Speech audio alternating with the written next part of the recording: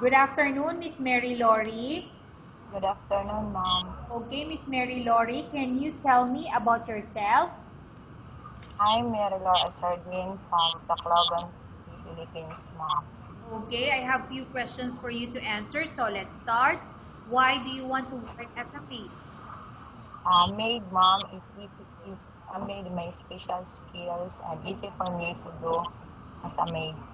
Okay, why you choose Malaysia when there is a lot of other countries? Because, ma'am, Malaysia is near of our country. How are you qualified for this job? Ma'am, I'm qualified that job because I have a lot of experience. May I know what is your education level is? I'm a high school graduate, ma'am. What is your recent working experience? I'm a caregiver and a barangay treasurer. Have you worked abroad before? No, ma'am. Do you have experience of taking care of baby? Yes, ma'am, my own baby. Okay, how about elder or older people? Do you have the experience? Yes, ma'am. Okay, so may I know whose elder you take care? Patient's mom from General Hospital. Okay, so how old that time the patient that you take care? 73 years old. Okay, do you have any other special skills? Yes, ma'am.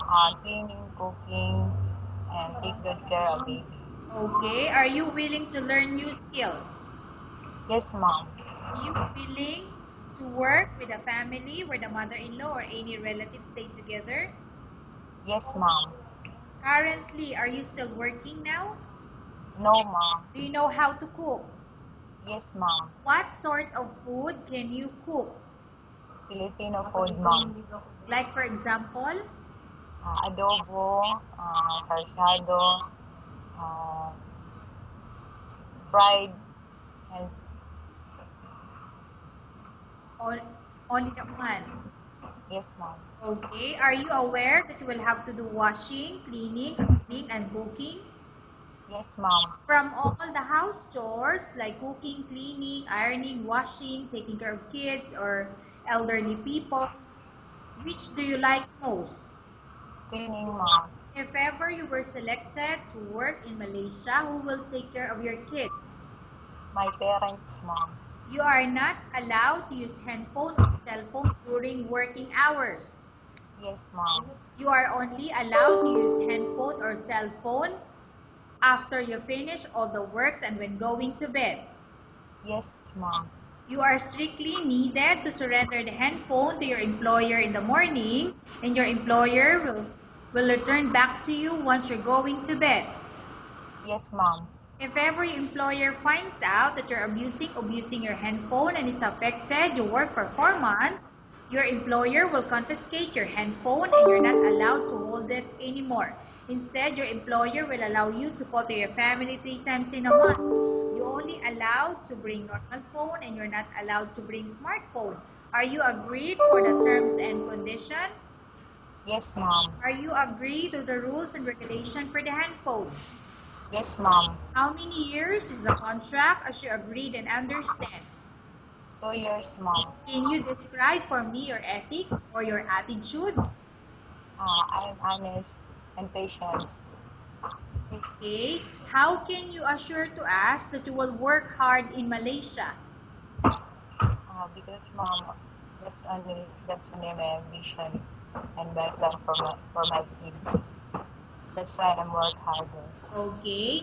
Can you promise not to use the telephone without the permission of your employer? Yes, ma'am. Can you promise not to put on makeup but to dress properly while work? Yes, ma'am. Can you promise not to invite friends and relatives without? Yes, ma'am. Can you promise not to ask for advance salary from your employer under any circumstances? Yes, ma'am. Do you really understand of the rules and regulation of the agency? Yes, ma'am. Do you pay any placement fee for you to come to Malaysia to work as a maid? No, ma'am. Do you have any history of sickness, for example, breast cancer or any other illness? No, ma'am. Have you suffered from any, I'm sorry, Have you suffered from any serious illness? No, ma'am. Do you smoke? No, ma'am. Have you undergone any operation or surgery? No, ma'am. Do you have any tattoo in your body? No, ma'am. Do you take any prohibited drugs before? No, ma'am. Are you medically fit? Yes, ma'am. Are you in any medication? No, ma'am. Are you allergic with any food? No, ma'am. Are you prepared to work for the employer of any race? Yes, ma'am.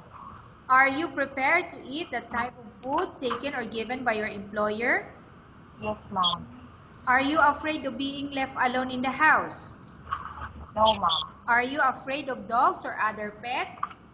No, ma'am. Can you promise to work according to instruction from your employer? Yes, ma'am. Do you have any immediate family working in Malaysia? No, ma'am. Okay, Miss Mary Laurie, we have finished our question section. Let's go to case study. I have a case study for you and I want you to answer me truthfully. Upon arrival in Malaysia within 6 months, if ever any of your family members pass away, what will you do? Will you continue to work till finish your contract or you will go back? Finish my contract, ma'am. Okay, tell us about yourself and why do you want to work in Malaysia as domestic helper? I'm Nerlo Sardin. I'm willing to work in Malaysia because it is near of our country, and Malaysia is peaceful country.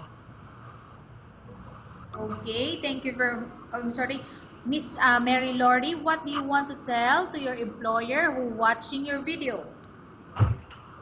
Mom, I'm Nerlo Sardin from Tacloban, Philippines. I'm hardworking, honest, and patient, and I'm willing to work as a domestic helper. Okay, thank you very much, Miss Mary Laurie. We will update your agency if there's any selection made with the employer. Thank you, Mom. Okay.